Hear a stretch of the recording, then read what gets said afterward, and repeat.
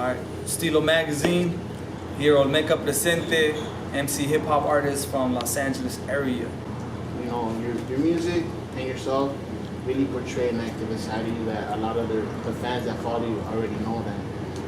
And one of the things that we wanted to find out is, at what age did you become fascinated with the whole culture and politics? I mean, in terms of politics, in terms of culture, I became aware of it when people that didn't look like me made me realize it. You know what I'm saying?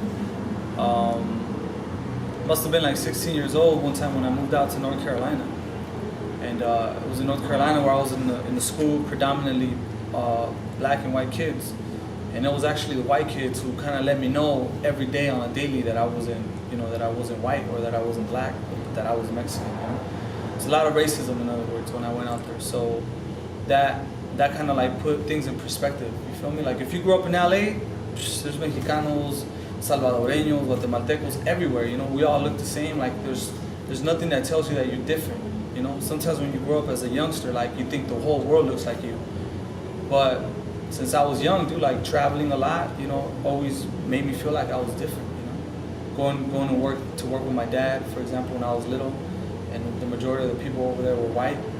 You know, the way they treated him, it made me realize like they're making a distinction here. So what exactly is that? You mentioned travels and being Mexican, and to know the fact that you travel every so often to Chiapas and you interact with the indigenous people. Yeah. How does that make you feel, or is that something you incorporate into your music as well? Yeah, to be honest, like I kind of look at my music in a very, to me it's really clear. For example, like there's who you are as a human being, as a person. That's all your experiences, you know what I'm saying? Like everything that you grew up with, it all becomes part of you. So going out to Mexico and visiting Zapatista communities and stuff like that, it becomes part of you. It nourishes you as an individual, and it makes you take into account like your people and to really, admire really like our people and what we have to offer to the world. And that obviously translates over to my music. But at the end of the day, brother, it's like, music is one thing, and then politics are another. And very few folks are able to kind of just bridge them together. When you say politics or culture, to me, it means like reality. It means humanity. It means like, who are you? When you say like you're into politics or culture, I hear, who are you as a person? You feel me? So to me, it's like that helps me become a certain type of individual, and obviously that shines, when I make music. You feel me? With that being said, you said there's not many people who can pretty much merge either culture, politics into the music realm. What makes you stand out from the rest of the artists, in your opinion, or how are you able to bridge it so good together?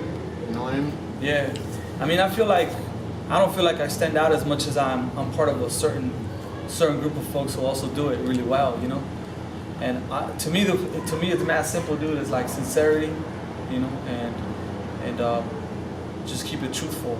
It's like, hey, Olmeca, you gotta stop being so political.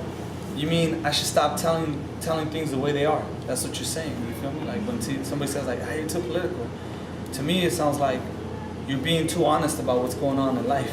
Like if I talk about people being deported, it's like, oh, I don't, that fool's too political.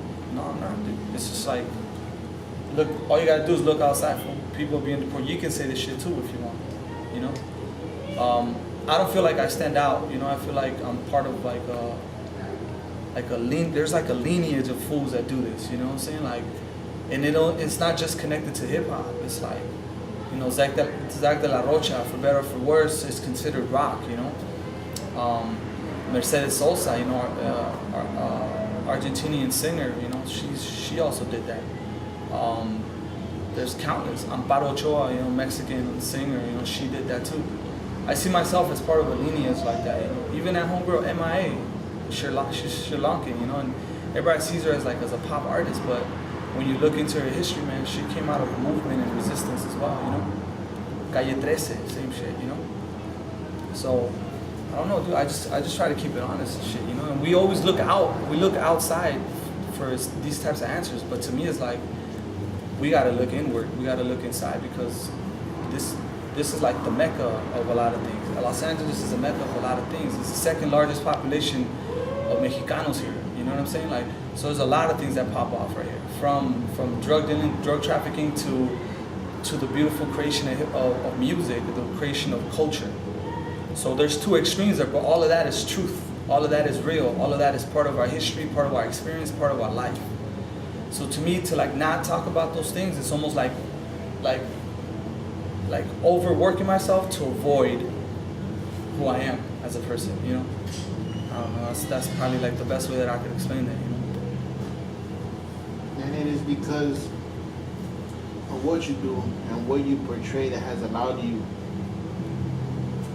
to travel to different countries, you know, some Honduras, London. You had an immigration workshop in London, correct? Yeah. Mm-hmm. And but one of the things that really stood out to us, you know, more locally here in the States was Phoenix. In Arizona, you had a rally of 50,000 people where you spoke alongside with Zach De La Rocha, another known activist from Rage Against the Machine. Mm-hmm. How was that for you, both as an artist and as an activist, to be able to work alongside with Zach? Yeah, I mean, it's an honor, you know. It's an honor on two ways. One is to be alongside that brother, you know, who for me earns a lot of respect. And on the other end, even being invited, you know, to be on that stage and to speak. I think part of the reason why is simply that, you know, you do your music, but you also got to put in work, you know, in the community. To me. And so I think it's a lot of the organizing that I was doing. I was taking caravans out there, you know, for a while prior to Phoenix and Tucson becoming like the center of attention, you know. Simply because it's our people, you know, and they needed support. So they like my music. They're like, hey, we want you to come out here and perform. That's how everything started, you know. And then from there, it was like, you know, can you try to help us by bringing more people? It's like, yeah, sure, let's do it. So I think just like the progression of like involvement and work is what ended up, you know, getting me there. And all I was doing while I was on stage was just simply stating the facts again, you know, like how we see things and what we would like to see in the future. Speaking alongside like Zach De La Rocha, who's also a very articulate person, you know. You know, you just gotta stay on point, you know, be sharp with your facts and make sure that you come correct. What about Dolores Huerta? Yeah, I mean, her too. You know, obviously, what she represents, right? You know, the UFW and Cesar Chavez and all these things, but also as a woman, you know, holding it down as a woman leader for our people. That's also very humbling, you know. And I think it's all of those things, brother. Like those things, we gotta like take them into account. Like really, like sit down and look at what's actually happening. To really like get you to, you know, be a better person, you know. Like I still got a ways to go in terms of like just, you know, trying to be a good individual or whatever. But experiences like being with Dolores Huerta, for example, and like hearing her speak, and then seeing her walk off stage, and her like, you know, thanking everybody for, you know, giving her the space to speak, even to this day, you know. It's like she doesn't feel like she deserves it. It's like, thank you for inviting me to the space, you know. At that point, it's like, how can I not be like, yo, thank you for allowing me to speak, you know, as well, as opposed to like, yeah, I should be here, like, you know what I mean? It's like, it's humble, like it's a humbling experience, you know, to like be around, you know, those individuals. Kind of, it grounds you a little bit more, you know.